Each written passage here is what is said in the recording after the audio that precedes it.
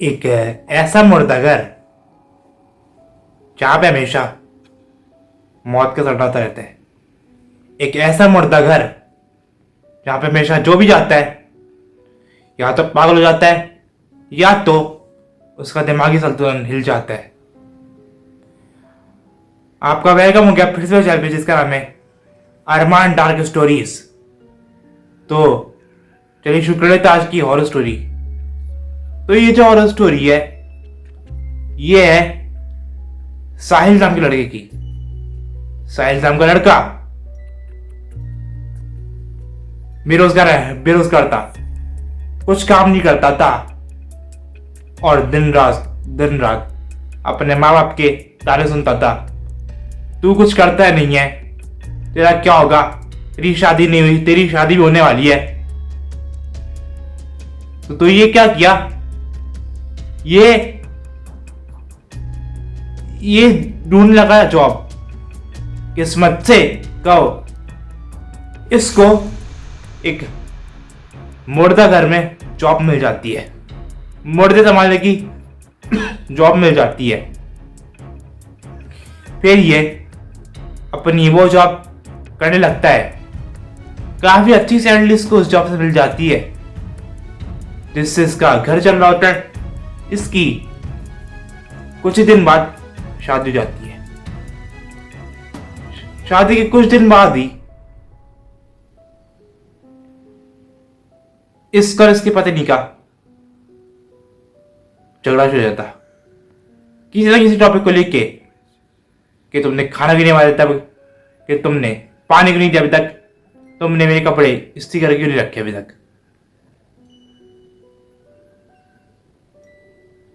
किसी ना किसी टॉपिक पे रोज इसका इसकी पत्नी का झगड़ा होता। फिर एक दिन आके इसका और इसकी पत्नी का डाइवोर्स हो गया। डाइवोर्स होने के बाद जो पत्नी थी वो चली गई अपने मायके जाए। अब इसकी पत्नी को कुछ ही दिन हुए और ये भी डिप्रेशन सा रहने लगा, बहुत ज्यादा चिड़चिड़ा हो गया। जो भी आते से बात करने उसके बाद दे मारता कुछ ना कुछ फेंक के। इसका दिमागी संतुलन पूरी तरह हिल गया। बहकी से बात करता था कि मम्मी पापा मुझे वो मार देगी, मुझे वो नहीं छोड़ेगी। इसकी मम्मी पापा को लगता कि अभी भी डाइवोर्स हुआ है तो एक गुस्से के अंदर रहता है। ये साइकिल चलता रहा।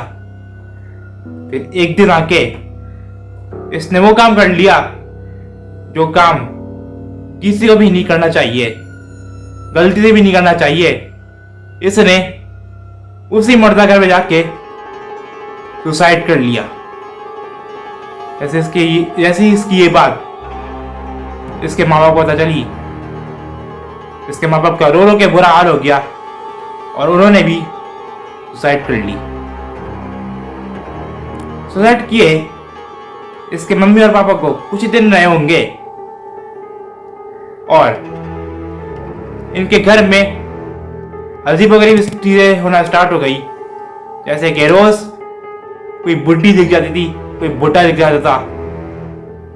लोग समझ गए कि ये जो इस समय जो भटक रहे हैं ये और कोई नहीं, सुमित के मम्मी और पापा हैं। अपने गम में, अपने बेटे के गम में वो लोग इसी घर में भटक रहे हैं।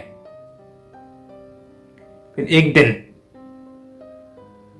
उनकी मम्मी और पापा की लाश को उसी मुर्दा घर में लेके जाया गया जिस मुर्दा घर में सुमित जॉब करता था।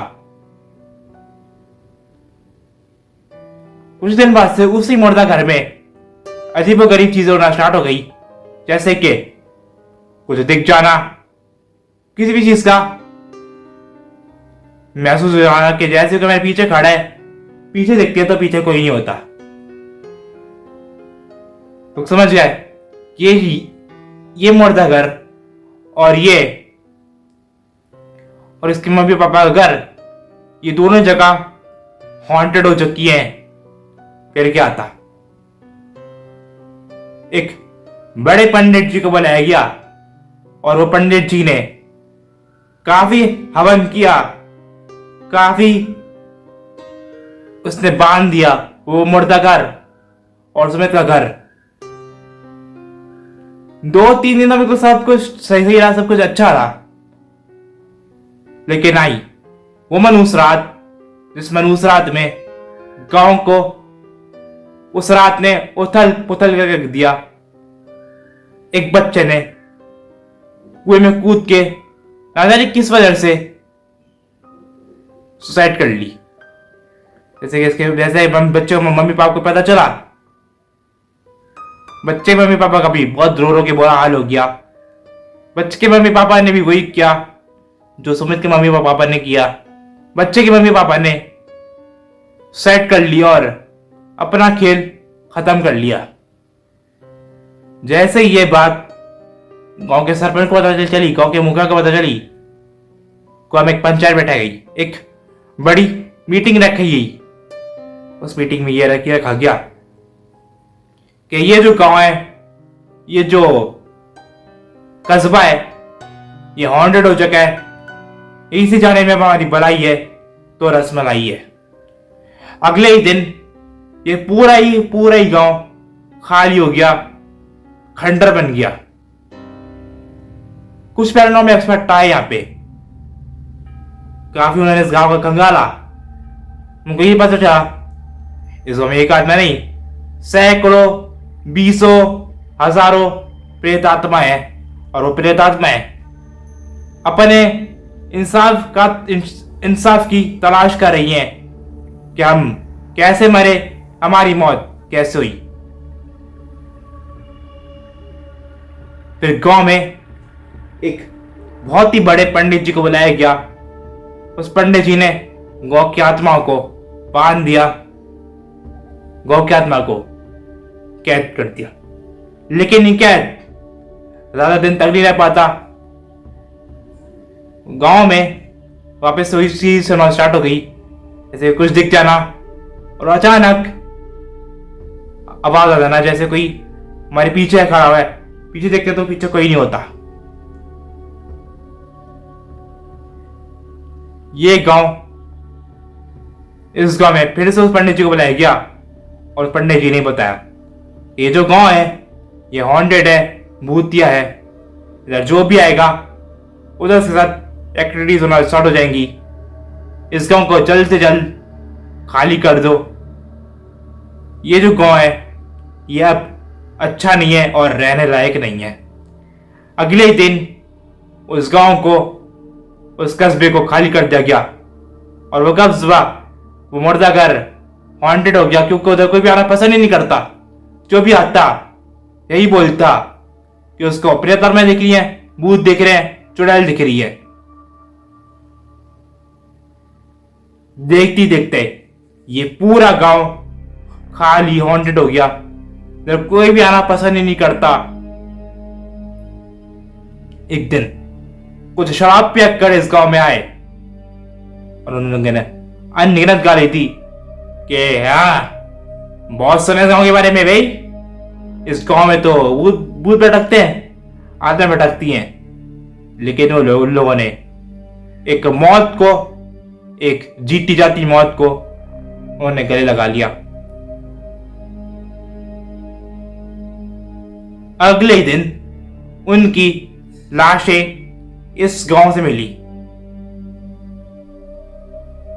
तो ये बात साफ हो गया कि इन्होंने जो किया अच्छा नहीं किया। इन्होंने गांव की आत्मा को एक तरीके से आजाद कर दिया, मुक्त कर दिया।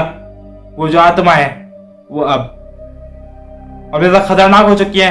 अब वो आत्माएं किसको भी नहीं छोड़ेंगी। आसपास के गांव में भी एक्टिविटीज होना शुरू हो गई, पैरानॉर्मल एक्टिविटीज होना शुरू हो गई। जैसे कि किसी भी चीज की आवाज आ जाना, कुछ दिख जाना, और कभी ऐसा लगना कि हमें पीछे से कोई देख रहा है लेकिन पीछे कोई होता नहीं था।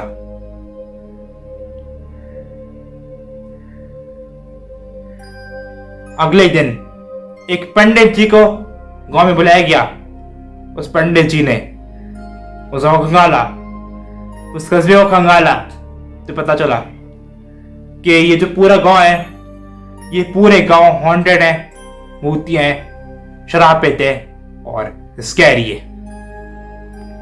उस पंडित जी ने उस गांव में काफी यज्ञ किया, काफी तंत्र मंत्र किए, और वो गांव अब ठीक है।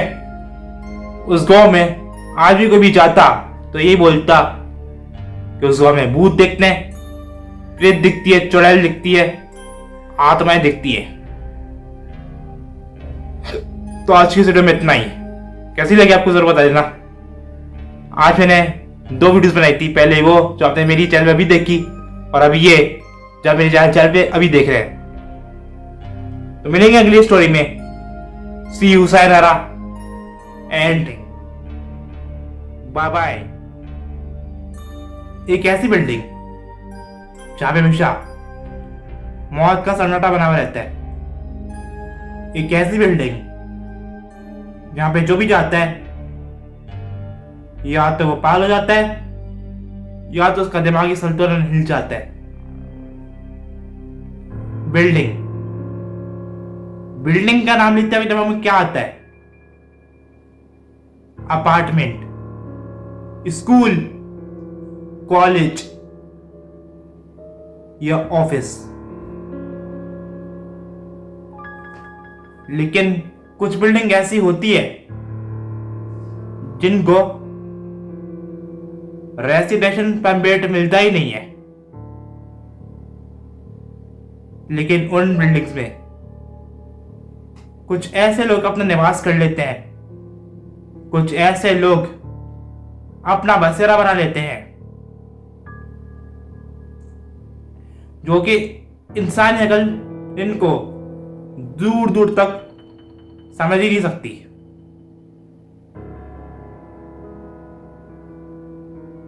जिनको हम शॉर्टकट में भूत, प्रेत, आत्मा, कन पिशाचनी, निशिडाक, ब्रह्म राक्षस, इन्हीं कुछ नाम से जानते हैं।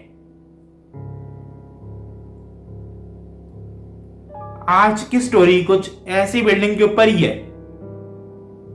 एक ऐसी खौफनाक बिल्डिंग जहां पे सुकून नहीं, मौत का सन्नाटा होता है।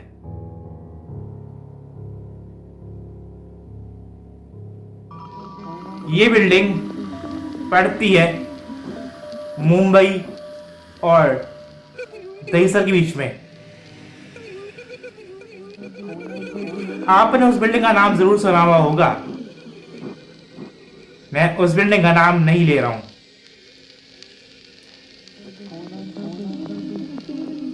आपने मेट्रो से ट्रेवल करते हुए इस बिल्डिंग को कभी ना कभी देखा ही है।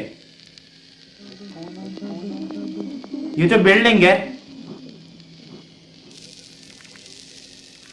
ऐसा क्या होगा इस बिल्डिंग में जो ये बिल्डिंग आज इतनी खाली है, आज इतनी हॉन्टेड है?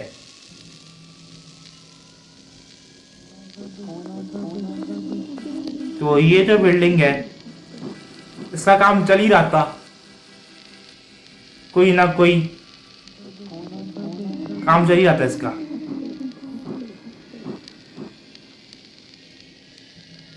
लेकिन ऐसा क्या हो गया जो ये बिल्डिंग ने ले लिया एक हॉन्टेड रूप?